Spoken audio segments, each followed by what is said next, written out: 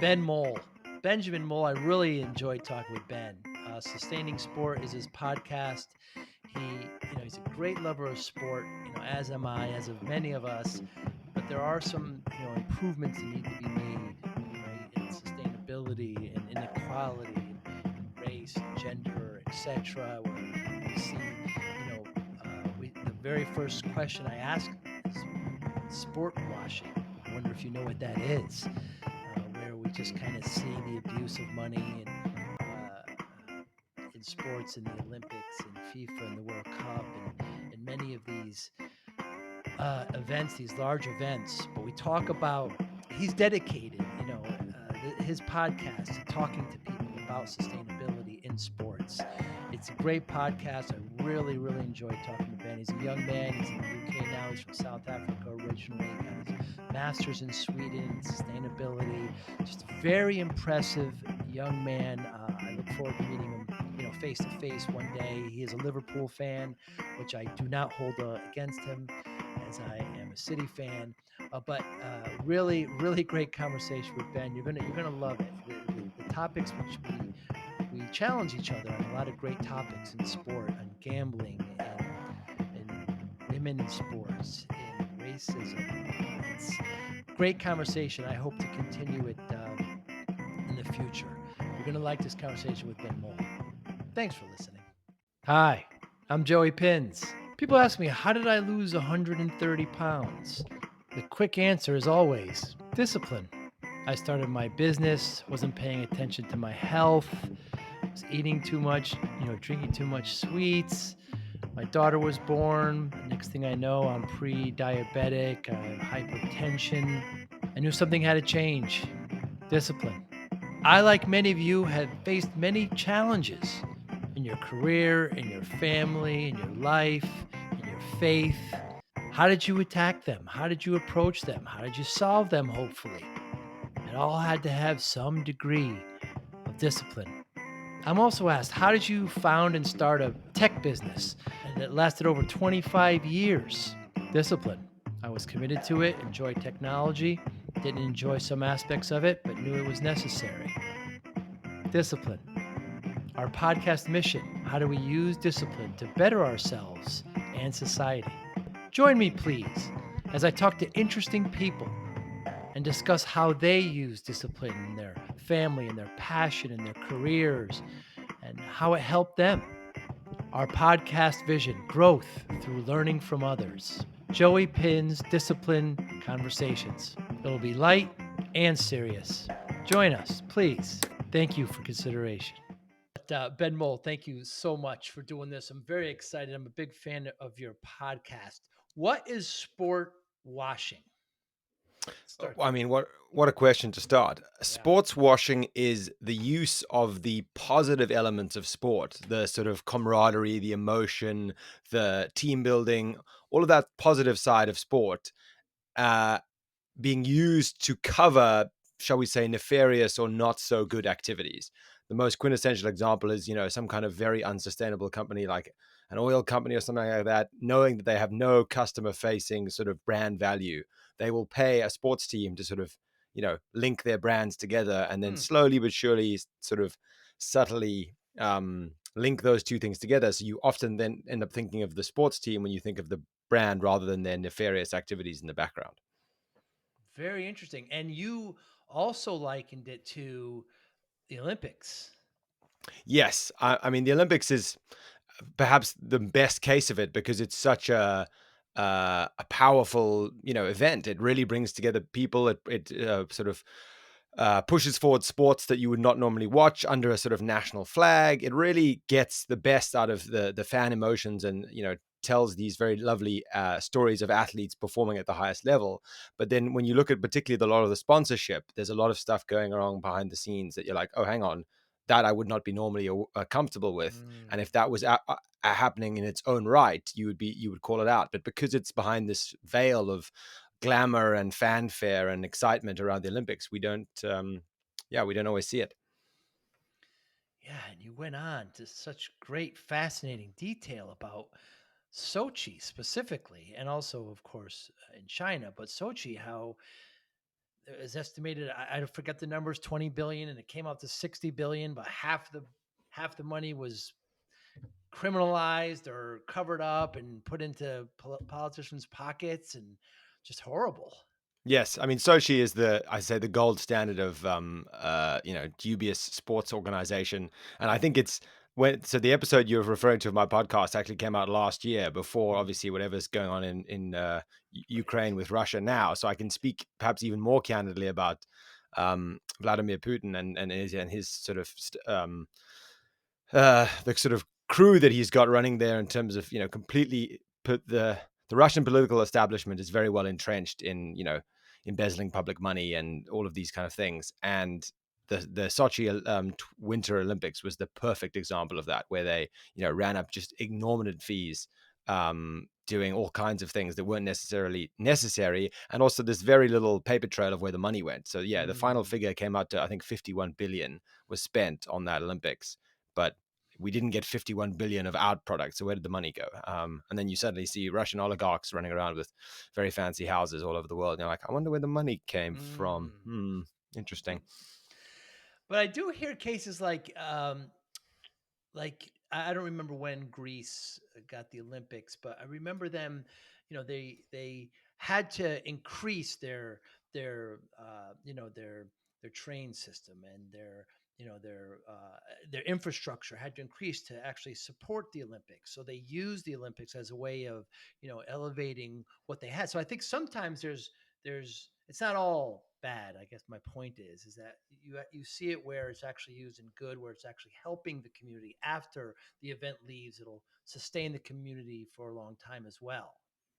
Yes, and I think you raise a very good point around there's not everyone is a bad actor, shall we say, and that's Right. almost the greater tragedy of sports washing and using sport for nefarious means is that a lot of sort of hardworking, innocent people get sort of pushed to one side, and on top of that, that potential real long-term potential good is also often ruined. And I think the best example of that is probably Barcelona. The summer games in Barcelona, they really looked at their long-term infrastructure. They said, all right, what are we gonna how can we put in a metro system, for example, that'll stand the Mm. test of time, and use that sort of the Olympics as a catalyst for positive infrastructure construction rather than just a short one. Greece is a mixed example. They did do a little bit of infrastructure improvement, which is good, but particularly their sports infrastructure was over the top and unnecessary and has been Uh, abandoned since. really? Yeah, and it's a sort of an argument against really doing the Olympics in too many different places in the first place. You just don't often need Olympic standard swimming pools in hundreds of countries around the world. They just can't. They don't need it. So yes, I know for these upcoming games, they're really kind of learning from the errors of their ways. And Paris is supposed to be going to be the most sustainable Olympics in terms of either upgrading pre-existing facilities or designing facilities for the long term. But it's a bit silly that it's taken this long for the Olympics to realize that. If I'm honest, people were calling for these kind of changes in the mid '90s, and here we are, still haven't fully cracked it. And why are they making the changes now? I do think a little bit of that the research caught up with them. There's a couple of really well-known academics who've spent basically the best part of 20 years like showing how this Olympic infrastructure model was so unsustainable, and that it was always for short-term gain and to benefit the individuals in power at the time, and that it didn't have to be that way. And it's like any sort of issue. You have to raise awareness. You have to get sort of even fans to be aware of what's going on, to start putting pressure on those in power. Because if there's no pressure on them, they will keep, shall we say, milking their cash cow as long as possible. Mm, And had no one called out the IOC, the International Olympic Committee, I'm pretty convinced they would have continued to do unsustainable Olympics whilst also often profiting for themselves hmm. and profiting for the few corrupt individuals in these countries that they pick. That was also a funny trend, as for a long time they did the Olympics in a lot of European countries, and eventually they realized, hang on, a lot of European countries and obviously the United States, etc., have checks and balances. So then they started going to places like Brazil, and an allegory for this is also the FIFA World Cup. They started going to nations that were wealthy, that could afford this kind of thing, but didn't have the same judicial system, the same checks and balances. So yeah, the more you read into this, the more you realize, there's a couple of people who benefited hugely in these host countries, and often the citizens on the ground really suffered. Mm. Yeah, and you make no bones about your view on FIFA as well. How they don't have the best track record of putting money into the right hands. And here we have a case where now the World Cup's going to be in Qatar, and there's some issues there that people have. I wonder what your feeling on that is. Yeah, I mean, I think Qatar is the sort of perfect example of how they are going purely for the money and Mm. nothing else. I mean, Qatar has never, as a nation, even qualified for a World Cup. They can't say this. They're going to the sort of heartland of soccer or football as a sport. Their argument is always to sort of say, "Oh, we're developing the sport in the region." But I mean, just off the top of my head, I could pick 1,000, different examples of places they could have gone to actually benefit a region, bring up the footballing culture that's there, and have a really amazing tournament. And they did not pick those countries because those countries could not afford the money that needed to change hands. And before any of your audience think I'm sort of biased and talking down to any of these countries, I am from South Africa, and I know for a fact my own country of South Africa had to pay a bribe to get FIFA to take the World Cup there. There was, there's some very strong evidence around this that the FIFA needed a World Cup in Africa, and the call was between South Africa and Morocco, and at the last minute, the South Africans came up with a healthier bribe for the FIFA officials. Mm. So yeah, it's funny how blatant the corruption is at times. I mean, Qatar doesn't even have the stadiums. They had to build 4 or 5 stadiums. Usually, we have the World Cup in our summer, the Northern Hemisphere summer, in June and July. It's got to be moved now to November because the average temperature in Fahrenheit is 115 degrees in the summer. So they're making these open air stadiums. There's an open roof in 100 degrees where there's some technology that they can still keep it cool, but they had to put so much money in. Again, like you said, they've never qualified for a World Cup, but we have this case where they're just this oil rich country. And I also hear that people are flying to the UAE, staying there, and it's less expensive to fly to the games and fly back because of the hotel prices. There's just seems so much. It just seems so obvious, like you said, that what they're doing this for and why. Yes, I'd say a country that probably could have hosted the World Cup overnight was somewhere like Australia, where they have big Mm. stadiums and everything was built in. So had FIFA's objective been sustainability, they could have gone somewhere like Australia. Mm. As you mentioned, they have clearly gone as far from sustainability as possible, building brand new stadiums. It's too hot there most of the year anyway, so they're having to shift the entire soccer schedule to fit that in. Some of the stadiums are going to have air conditioning in. I mean, you think about the resources and the infrastructure Yes. required to air condition an open air stadium. They're going to have these Yes. big fans at field level that pump in cold air, and so the hot air goes up. And I'm like, oh my goodness. Yeah, and then the other issue that has to be raised is even though there's so much money going around, building these brand new stadiums is expensive. So how do they afford to do it? They exploit a lot of migrant labor, and there's been, Amnesty International reported there's been over 4,000 deaths of undocumented migrant workers who've died on the construction of these stadiums. Wow. And if people are like, "Oh, it's not our fault, not our problem," I'm like, "What do you mean it's not your problem? Surely you have to check if the country can afford to build the stadiums in a non-exploitative way before you give them the host right." Yeah. Oh my goodness. It's because the next World Cup is going to be in North America. So it's being split between the US, Canada, and Mexico. And I can't see North America here. I'm in the States building new stadiums. We're going to just use the current stadiums we have. But it just seems so. It's unfortunate. It's unfortunate because I'm a lover of sport, as are you, and there's just so much improvement. Your last episode was wonderful with this woman Holly Morgan. She's a a footballer there in the United Kingdom, and what she faced.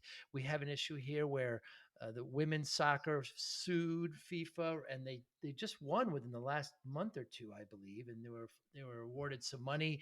But just the inequality of women in sport is something that you talk about a lot as well, Ben. Yeah, I mean, I think FIFA is a good example of it, but you'll find this all up and down the organizations running a lot of sport. There's very little representation of what I would call genuine. Dare I say even genuine sports fans, with loads of the officials running these things are often, from business backgrounds, from finance backgrounds. There's a lot of, dare I say, former Swiss bankers running these organizations. Mm, Most of them are men. And I'm like, this is not what this game, at least, particularly in the case of soccer, is about. Soccer is historically a working class sport. It's a sport that exists across all cultures around all like the world. And it, really brings people together, and they've really been for a long time the gatekeepers of the beautiful game at that sort of global level. So I really applaud the U.S. women's team for standing up and saying, "Listen, this is our side of the game is being underappreciated, it's being underrepresented, and we demand some kind of change." It was actually my first podcast episode was about women's football, and the issue that people often raise when it comes to women's football is, oh, not enough people go to the games, that's why there's not enough money in the sport, that's why they get paid less. And I'm like, okay, but it's a chicken and the egg situation. Why didn't less people go to the games in the first place? And I had this kind of like mind breaking moment when I was still living in Sweden a couple of years ago, and it was the Women's World Cup. And Sweden is quite a gender equal country, yes. and they really get behind their women's team. And it came down to the town square during, I think it was the semi final game. Sweden women taking on I think it was Denmark. They were playing. They had a big screen up in the middle of the town square. The seats were packed, and I'm like, it's not about the fact that it's either the men's team or the women's team playing. It's about that the national team is playing, Right. and it's fun to watch and it's exciting to watch. So, if more and more people just sort of realize that the narrative behind women's soccer is as good as the narrative behind men's soccer, we'd get behind it. But yeah, you have to convince the gatekeepers of that before any kind of meaningful change will happen. And that's what the US women's team has been after for so long. It's true. I've played, football, soccer my whole life. I have two daughters. I coach them, so I'm a bit biased in that I love the women's game.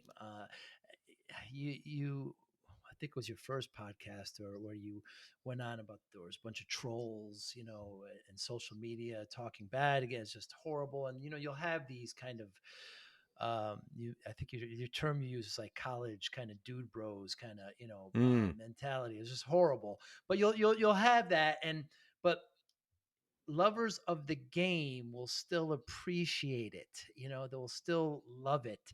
I always kind of question here in the States, you have fans of players and teams, but not really fans of the sport. I think there's a big difference there. I love to watch soccer at all levels. I enjoy it, something I like. Some other sports, I like the particular team and not really, I like the game as well, but not as much as I like the team. So I wonder if there's some overlap there. But as far as women, we have it good here in the States. We have a high level of basketball, high level of soccer. We have something called Title VIII, I think it is, where the colleges have to pay equal to men and women. But there's just so much room for improvement. But then there's just other countries who don't have even close to that as well. And you see such a disparity when some of these countries play each other because they just don't have a lot of the youth. They don't have a lot of the money going into the women's programs. Yes. I mean, the US has actually provided us with a very good case study of why the women's game can be so successful Mm, because often men in the US play other sports, for example, NFL and basketball, etc. So it's in a contrast to a lot of other countries, women were sort of given soccer as sort of say, okay, this is your mm, sport. And they've obviously taken that, and you can see that in the strength of the national team for year after year after year. So that's a nice little case study of saying, hang on, if we do actually give women full support to attempt to, be good at the sport and enjoy the sport from a young age, what will happen? And yeah, I think, I can't say for sure whether or not the women's game will be ever as popular as the men's game, but I'm not sure that's even that important. The right. point is that they need to be given their fair shot over, we're talking decades here. How many women give up football at age 5 or 6 because they're told, oh, that's a boys' sport? And I'm like, no, that's not unacceptable. They should be they're allowed to pursue it as long as they wish and feel no external barriers to that pursuit. And yeah, after maybe 2 or 3 decades, couple of generations, we will definitely see an improvement in the women's game and just a more fair representation of what how women can perform at that level and provide that level of entertainment, because above all, sports should be fun and entertaining.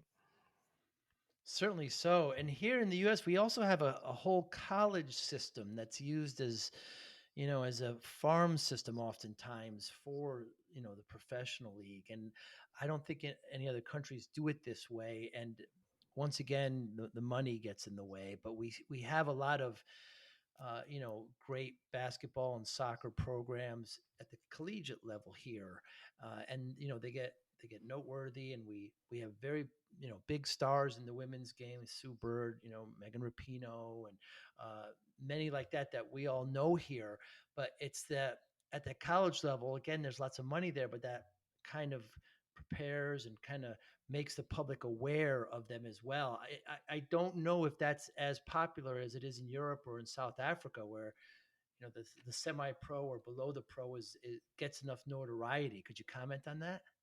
Yeah, I can. So South Africa actually has a similarity to the United States in that way around the game of rugby. South Africa and rugby are, intertwined as any country and any sport can be. And for us, it's less. I mean, there is a very big college level, same with rugby, but for us, it's even at the high school level. Schools are Mm. often judged much more on their rugby team performance than their academic performance, Huh. which I think is a big mistake, because Yeah. you go to school to learn, not to play rugby. Rugby should be the after school thing. But it does have the byproduct of producing, South Africa has probably, the best, short of maybe New Zealand as well, especially given their population, but they have the best sort of grassroots rugby production of players of anywhere in the world. I do think as I say, there are benefits to that system, but there are also downsides. And this is definitely the case in the United States, where a lot of people hang their hat potentially on making it as a professional sports person. Mm. And if it doesn't work, the consequences are pretty drastic, because you're left with not a lot of transferable skills or backup options. So I always think that sport should be, you should be provided that avenue to potentially succeed in a sport and prove your talent or test yourself, but it can never be all in, because what happens if you don't make it? Hmm. Is women's rugby popular? It's getting there. Again, that culture has overlap, but it's not been there for many, many years. I do think women's rugby has sort of hit a bit of a renaissance in the last probably 5 years, Hmm. even especially here in the UK, that for many years there was a lot of unofficial women's teams doing, sort of, I don't want to say semi-pro because they were the best of the game, but women's teams without a lot of support. And in the last 5 to 10 years, they've received a lot more support. And you're seeing that, crowd attendances are going up, the standard of rugby is going up.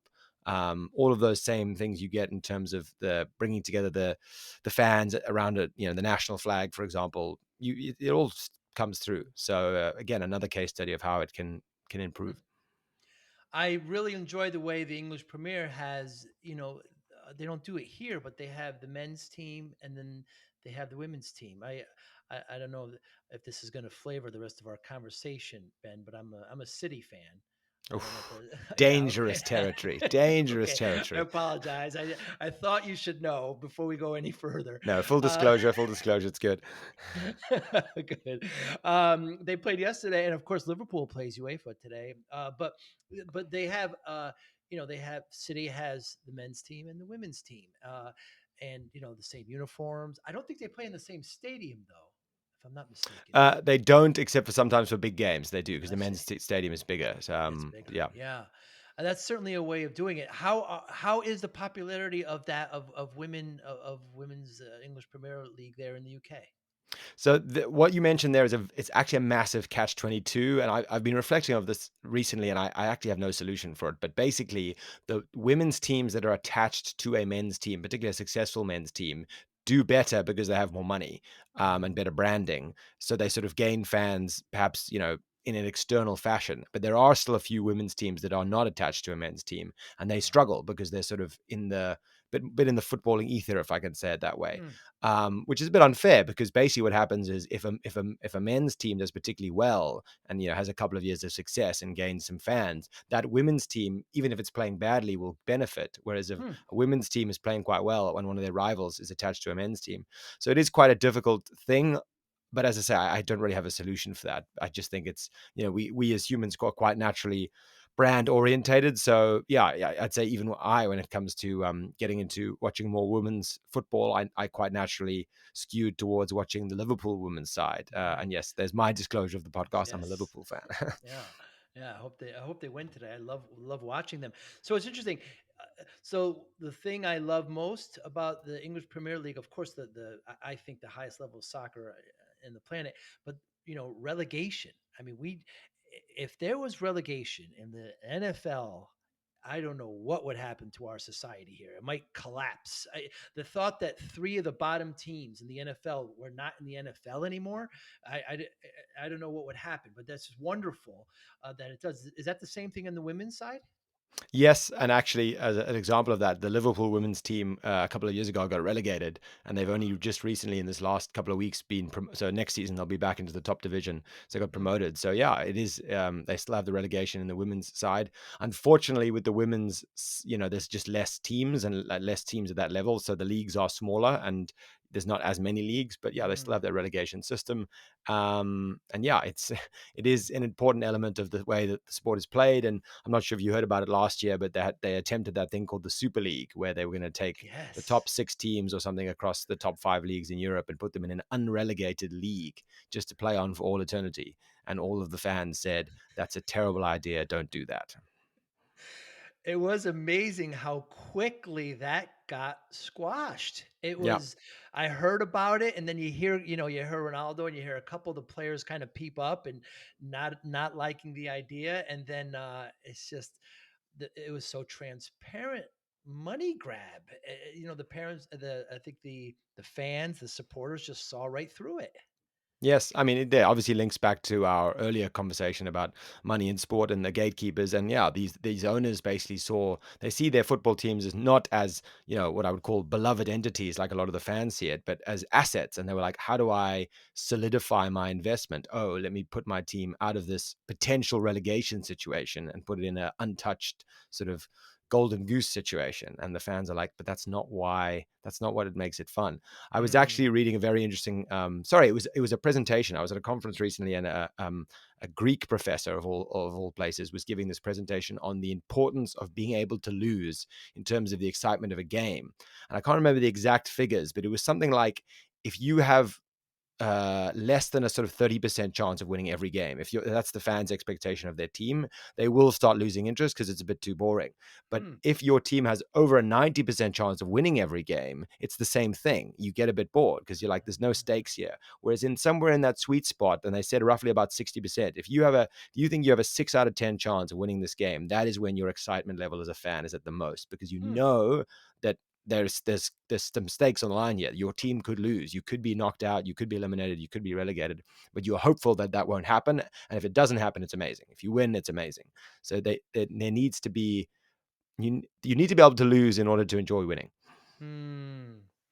I think that's why the NFL, the football league here in the states, is the most popular. There's just always anybody can really beat anybody at any time. There's only 15, 16 games. Is there a salary cap? I would just have some general EPL questions. So one concept I can never explain to my friends here, that I try to get involved in the English Premier League, is the loaning of players. Like a team can kind of loan a player off to another team. Do you know how this works and why?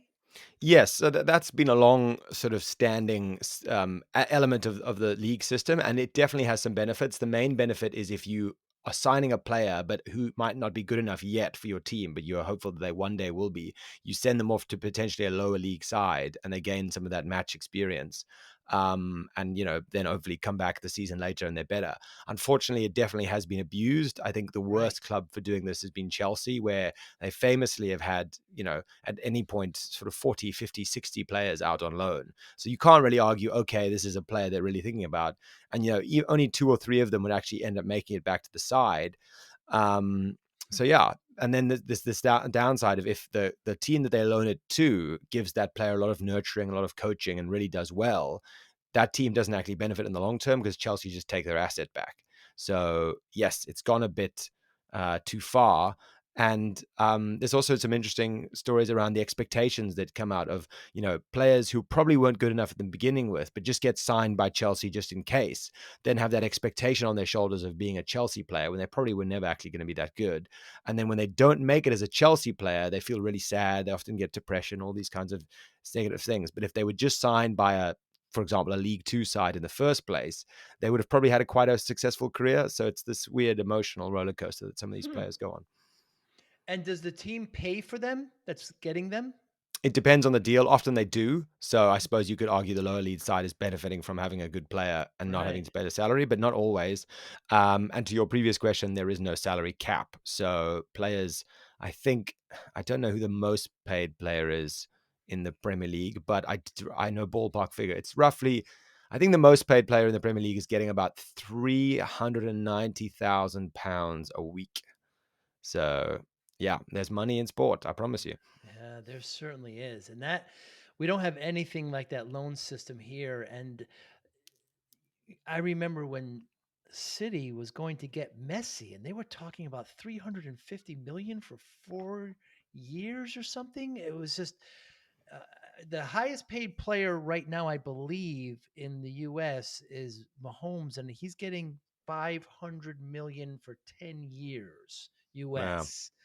But I still think there's bigger contracts there in Europe, but and there's a lot of incentives there as well. So the natural the natural next topic, Ben, is men are getting paid all this money, and just the contrast to women. I mean, it's not even close to what's happening there. Yes, and yeah, you raise that perfect point. Talk about incentives, right? If a young boy growing up and he's like, oh, I could maybe earn, a couple 100,000 a week one day if Mhm. I make it in this sport. That's an incentive that'll drive you to that training pitch and make sure you're going there. Whereas a woman will look at the top paid athletes in on her side of the game and be like, oh, I can barely make. Some of them are getting.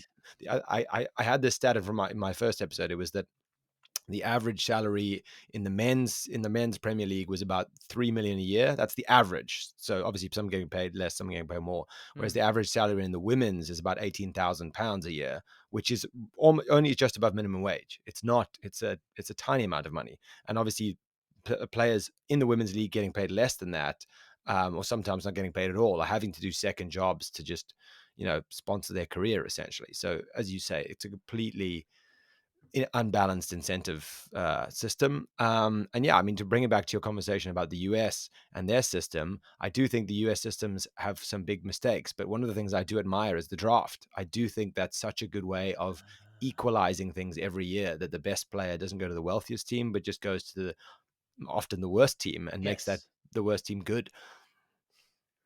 That's a very interesting point. There's nothing like that. There's no draft in the EPL. Nope. The best players can just go to the highest bidder, basically. So then, obviously, the best players go to the highest bidder. The highest bidder often wins, gets more sponsorship, gets more money, buys the best players, and round we go. Wow. Yeah. The other thing, of course, it's hard for US to the US sports fan to grasp is there's no playoffs in the EPL. It's just whoever has the most points wins. Yes, well, it's tricky because there are these two tournaments simultaneously. It's the Champions League at the top Right. end and the Premier League, and also they are slightly less sought after. But then there's a FA Cup and there's the League Cups, and those are both knockouts. But yes, the league itself is um, purely sort of league based. There is no playoff, but it's funny how occasionally it does come down to the last day. And I'm sure you, as a City fan, will remember 2011. It came down to the last about 45 seconds. So Sure did. yeah. And it's very close right now. I mean, between Liverpool and City. I think they're 1 point apart, if I'm not Yes, mistaken. yes. Yeah. And that is what makes a league good. And I think actually leagues around Europe are suffering from having too many one horse races. The most famous one, I think, is now Bayern Munich, that have just won 10 in a row. Mm. And like, it's not even close. And it is a big problem for the league as a whole because people are just not interested anymore. It's that same thing I said to you about the expectation of your team winning. If all of the other teams in the league know that they have a 0% chance of winning the league that year, they're going to lose interest in watching that sport. Absolutely. And what one thing that Germany does, which is correct me if I have this wrong, Ben, but most of the teams that the town has a percentage of ownership. Yes, so the fans, like the fan group basically owns 51% of the club, so that the majority ownership, so they do have a lot more control of the future of their clubs compared to the English league, and I love that system. But Mm. unfortunately, that system only really works if everyone does it. So a lot of the German teams then get um, their players pinched, looking for bigger salaries to places like England that have bigger salaries and none of this Ah. what I would call fan justified fan control, but often fan limiting control. So yeah, the German teams suffer as a whole, but I think it's a more moral way of doing things, and I wish every league in Europe did that the same way. We only have one team in the NFL. It's Green Bay Packers that are. I don't think it's majority, but they do have a stock and say in what happens. And I don't know why. Well, I know why other teams don't do it, just like you said, because eventually money gets in the way. Your podcast, sustainable sport, and you know what your theme is, Ben, and it's really really noble. And your first podcast, you kind of I can sense you kind of torturing yourself over how can I be better? How can I help this situation? What can I do to to help this, the inequality, the racism, the sexism, the uh, the flying of airplanes to different countries, and what can we do better? I mean, where are you with that challenge? I mean, that's perhaps a perfect question, if I can say it that way. It has been a difficult couple of years trying to basically bring together my absolute, dare I say, a love slash obsession with sport in general, and just Mm, a love affair with all the good sides of sport, and trying to yeah, justify that juxtaposition of all of this bad stuff that goes around it. And I still believe in sport. I still believe in its best possible version, but it's going to be such a fight to get it there. You do have to regularly and incessantly speak truth to power and try and keep the people with the keys to the castle in check, or else they will exploit it for their own ends. mm, And I think, as sports fans, it's our right to some degree of asking for the best from our owners of our sports teams, because as I've always said, there is the ownership of the sports team from a financial perspective, but no sports team is anything without its fans. So right. even though we don't have a financial ownership, we have that emotional ownership. And yeah, it has been a difficult journey trying to almost justify that. I think I've had to pull back on certain topics, perhaps dare I say, for my own mental health. Back Huh. in back in December, I did a series of pieces on gambling and, like, Yes. the pretty dark world of sports betting. And yeah, I was going to do a 6 episode series. After 4 episodes, I just called it quits because I was so deep in this quagmire of reading about how every single thing is about money, and there's so much problem with gambling addiction, and yes, this, and I was like, right, I'm just going to close the book on that for a few months and come back to it. Yeah, I listened to those, and you did a tremendous job, and you could just tell the wealth of knowledge you gain from it. And I'm not a gambler. I do I know that there's a lot of money in gambling. Of course, I happen to play golf, and I would submit that the majority of golfers aren't golfers; they're gamblers, right? And perhaps that's the same way in other sports. And I happened to be in Las Vegas a couple weeks ago at a technology event, and I just kind of took a wrong turn, and I see these huge televisions and all these gambling. Well, it's Las Vegas, that's what they do. But I was fortunate; I was able to watch the City game, which I was happy about. But uh, it's so pervasive, and it's such a part of what happens in sport. And I don't know if we'll ever get away from it. Those that do it that don't have a problem is one thing, but gambling is a serious addiction and a serious issue to so many. It's just a terrible thing. Yes, and it's a very hidden addiction, right? Because it's not a Mm, substance per se. People often forget about it, that it's exactly as it can be as exactly as pervasive as anything like some hard drug addictions or something like that, where you are literally rewiring your brain to your dopamine receptors and all of that kind of system of your brain, your reward system of your brain, to seek that kind of reward and play cycle. And you have this.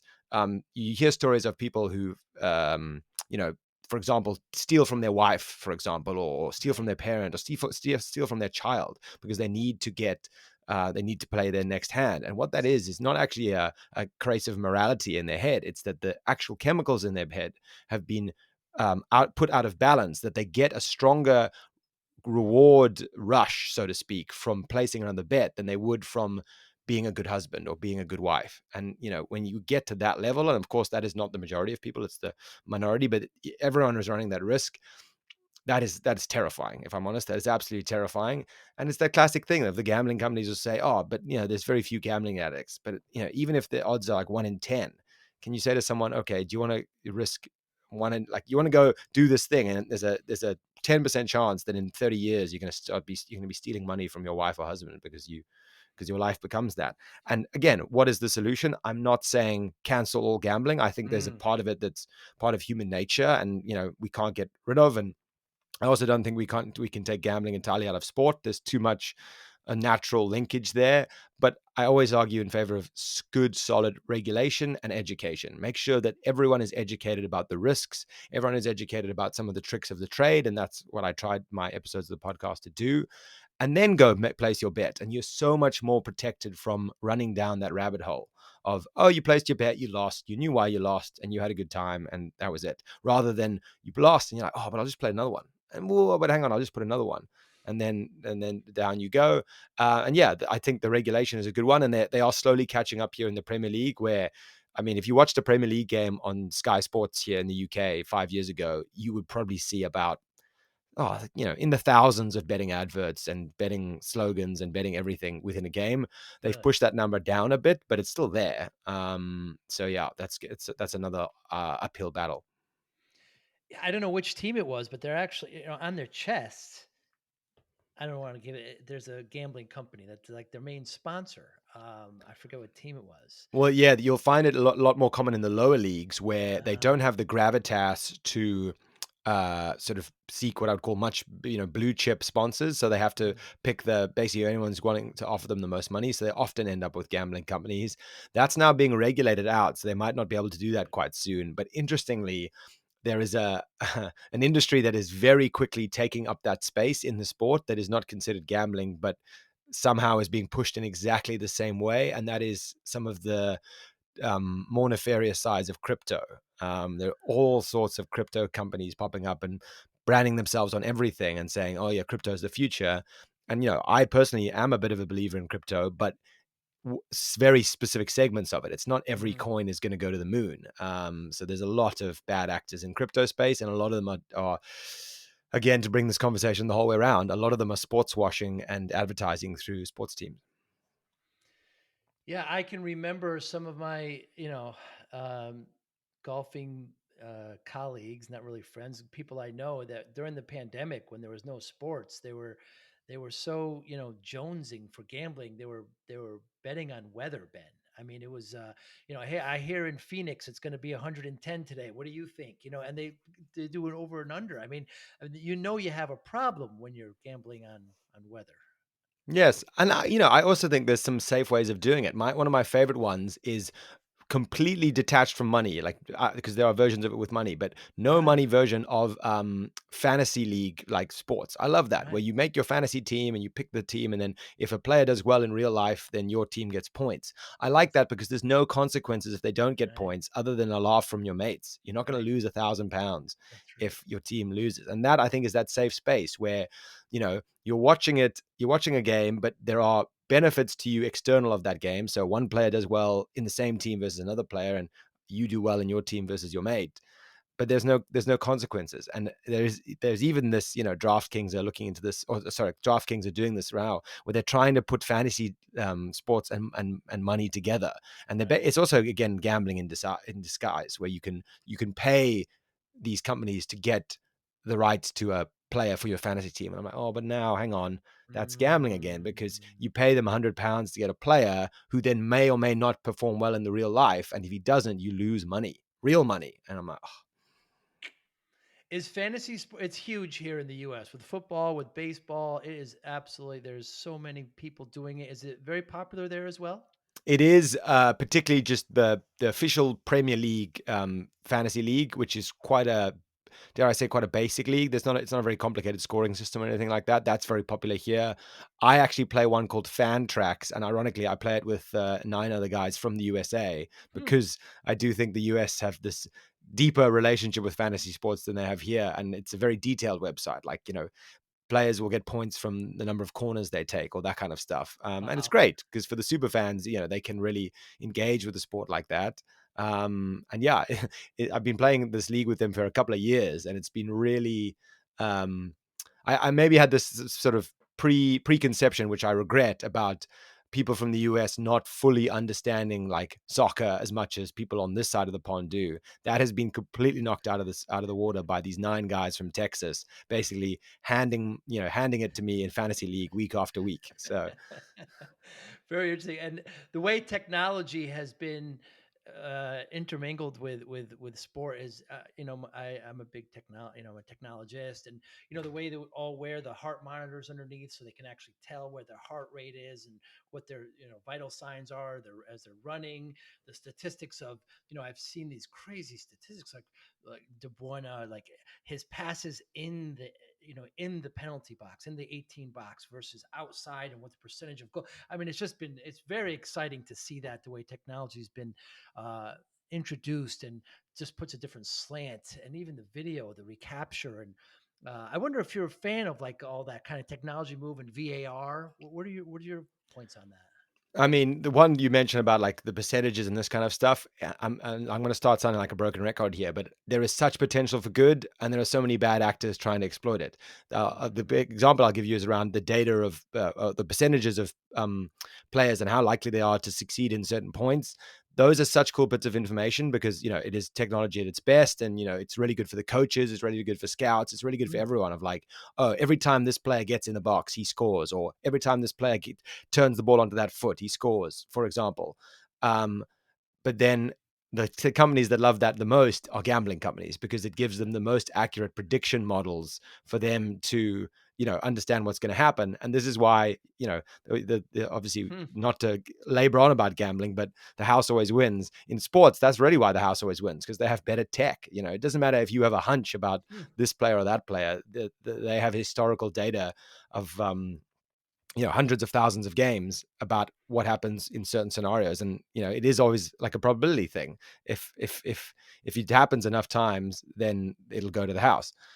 To your other point of technology around VAR, I think, like everything, it can be a positive thing, but it's so delicate to manage it. Yeah. And the VAR has had really a lot of teething problems in the last couple of years. I think it's the best it's ever been in terms of it's quite quick and it's quite straightforward. But yeah, definitely about 18 months ago, there was game after game after game. There were these annoying debates and pauses, and it was quite frustrating. So for those who are listening, VAR is where they review the play on a video system. We have that here in the NFL. We have it also in basketball, but um, you'll have the main ref run over to the side and watch the video and then make a call. And just a little catch up on that, and it's fairly new in soccer. One of the other great things I love about the EPL is that before the game starts, they have everybody kneels for 30 seconds of recognition of racism. What are your feelings on that? Yeah, I mean, that's for me. That's a big tough one because I obviously think any raising awareness or any action in that favor is a positive thing. I sometimes worry that particularly the companies and associations involved are using that too much as a, oh, we've done our bit. Does that Mm. make sense? So like, it's a Mhm. great thing that they do, and I'm glad they're doing it, but it's not enough. That's just a first step in the right direction. And you'll hear at conferences and stuff. The league administrators will be questioned like, oh, there's still this pervasive problem with racism in the league. What are you doing about it? It's like, oh, well, if you see our players are taking the knee and stuff. And I'm like, that's cool, but that was, they've been doing that now 2 years, and Mm. that was just the first step. There needs to be more of a systemic, um, yeah, top to bottom approach around this kind of thing. I like it when it often, you hear instances of racial abuse from fans in the stadium, but if they can catch it or get some kind of record of it, it can become a criminal offense and it can be prosecuted criminally, and those fans can get banned from the stadium and stuff. And I like that, where there needs to be this consequence of this is not acceptable behavior. And unfortunately, a lot of it was baked into footballing culture to begin with. I wasn't around then, but I've read many a story and spoken to many of a person of, even English soccer in the early 90s. Every time a player would debut their first black player, there would be protests Right. outside the stadium. So you can see the level of in-baked prejudice that we are trying to remove from the game, because it obviously has no place in the game.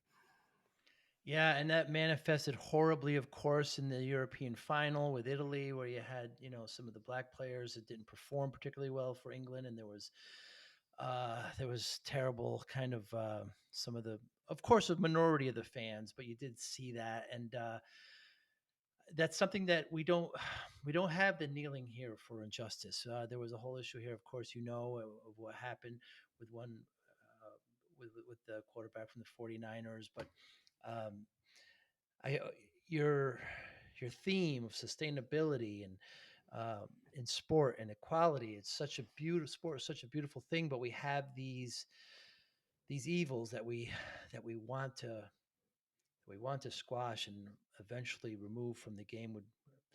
I'm an optimist. I hope we can do it.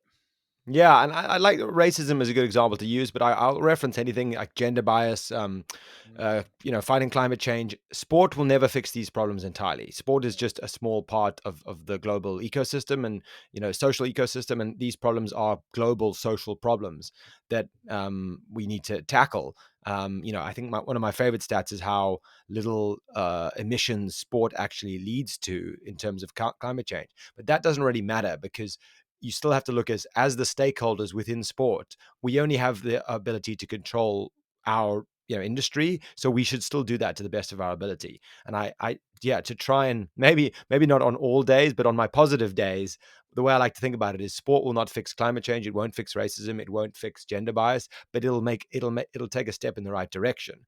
Mm, And exactly, one of the first things you could do would be to really try and get rid of any form of racism whatsoever from sport. And then it's amazing how that can spill out into the rest of society. mm, And I'm actually working for a non-for-profit that is trying to do that specifically around sustainable actions, trying to get fans to be more engaged with sustainability in terms of their match day activities. Get the bus to the game rather, maybe try eat some vegan food, this kind of stuff, just little actions. But mm, then it's amazing how that ignites their brain as to the rest of their life. So they mm. go, oh, I'm going to be sustainable today to go to the game, so I'll get the bus. But then when they go to work on Monday, they're like, well, hang on, it would also be sustainable if I got the bus to work. Let me try that. And then suddenly the ball starts rolling in that better direction. So sport will not fix these problems, but it can be a wonderful catalyst to get things going. Yeah, very well said.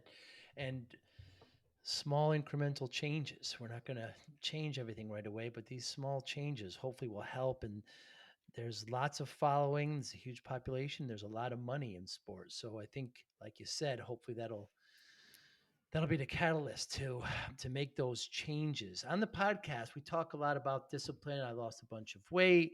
Do you consider yourself disciplined, Ben? Oh, Yes, and actually, that was one of the things I was most excited about when you invited me on your show. Was I've also had a bit of a weight loss journey, so I listened to some of really? your pieces on that, and it's funny how much similarity I saw in that. And yeah, I'd like to say that I'm disciplined. I definitely think my definition of discipline can be quite varied. Hmm. I try and be, dare I say, first and foremost, morally disciplined, Hmm. and then that filters out to the rest of my life. But yeah, that does have some very strong benefits for me in the long term. And I'd say one of the big ones is around health, where yeah, I'm trying to be healthy, both for myself, but even for from a sustainability perspective. Hmm. Being unhealthy is not good for the planet. Going to the Right. doctor a lot is not good for the planet.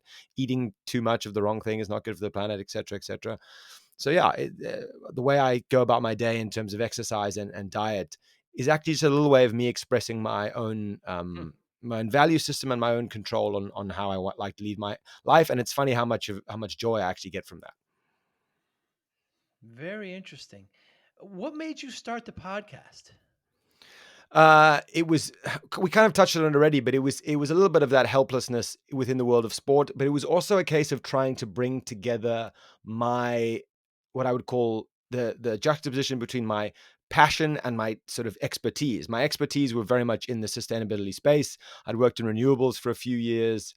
Hmm. I'd done my master's degree in sustainable development. That's when I lived in Sweden.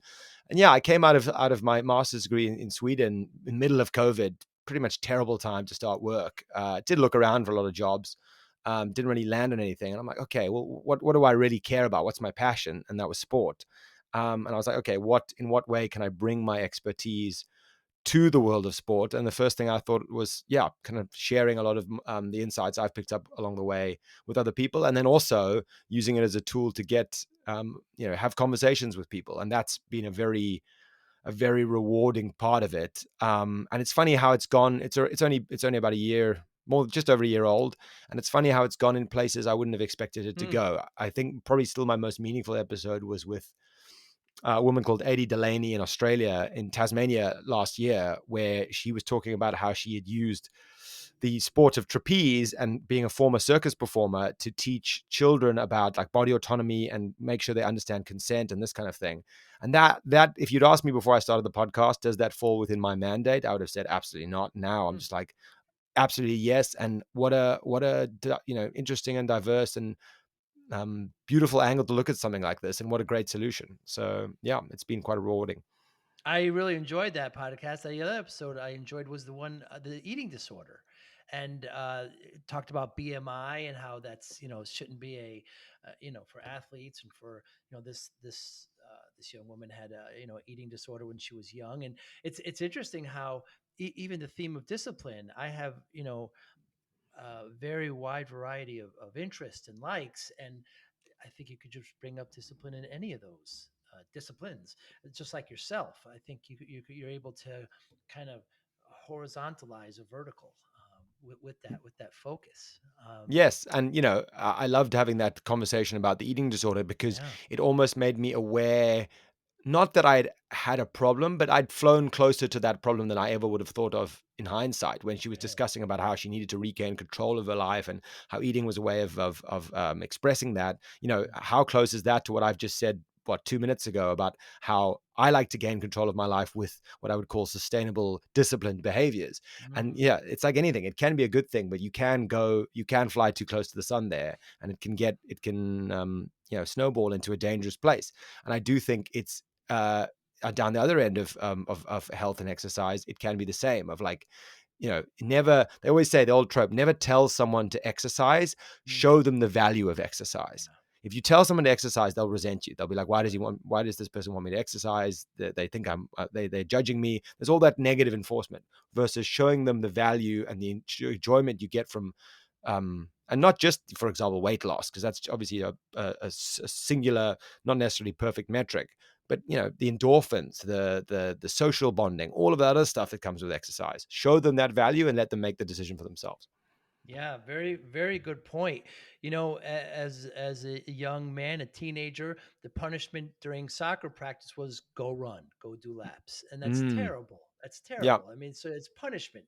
Exercise is literally punishment, and you don't want to, combine the two, because then you'll be resentful of it. And there's other ways to kind of punish or reprimand in practice. What motivates you, Ben?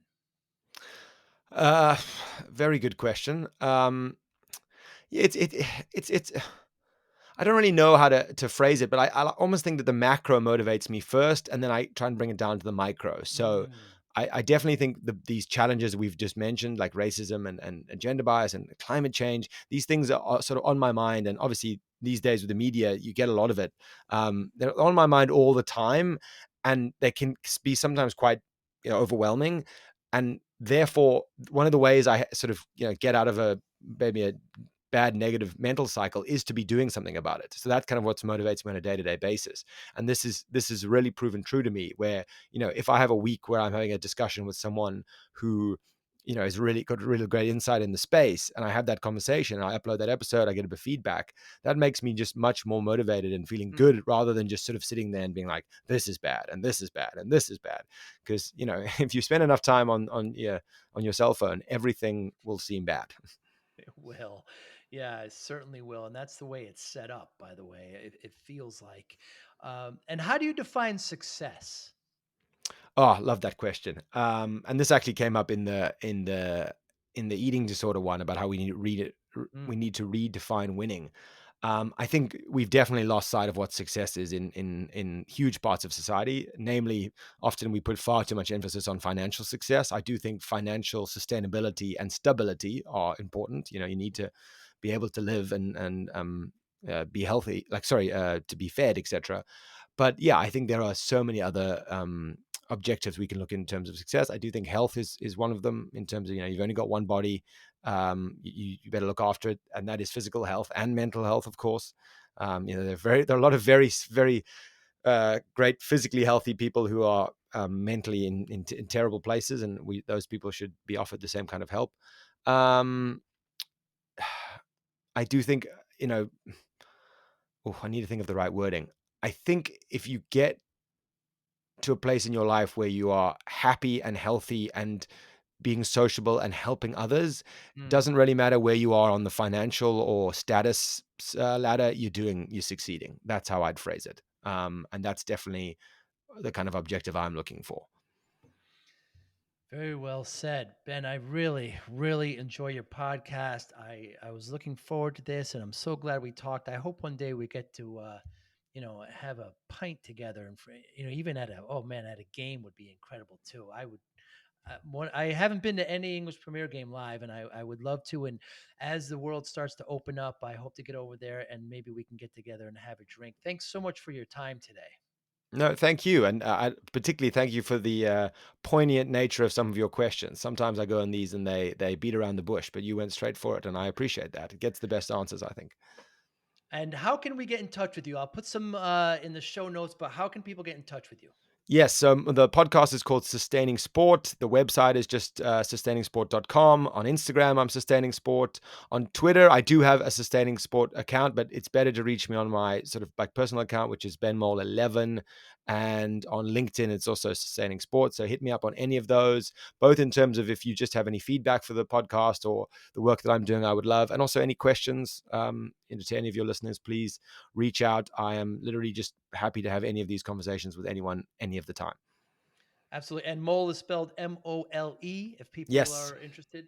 And of course, Ben is Ben. Ben, thanks so much for your time today. And I really appreciate it. I look forward one day, having being face to face and continuing the conversation. You be well. absolutely, Joey. And thank you so much for having me. Bye now. Thank you for listening and or viewing Joey Pin's Discipline Conversations. Please share this episode with one or two of your friends who you think may benefit from the episode. Our website, www.joeypins.com. There you'll find lots of resources and you could join our mailing list. Please follow us on all our social media, Instagram, Twitter, and Facebook. Podcast information, the video version of our podcast is on YouTube. Please subscribe. Audio is on all major podcasting platforms. Please follow them. And if you like it, please consider giving 5-star rating. Would really appreciate that. Would you like to financially support the podcast? You can go to our Patreon site. Consider $5, $10, or $20 a month. There's all kind of plans that we have there. There's like a one-time payment. What is this podcast episode worth to you? $25, $50, $100, $500, $1,000, $5,000. You be the judge. You can go to our PayPal account to do that as well. Thank you again for listening or watching Joey Pin's Discipline Conversations.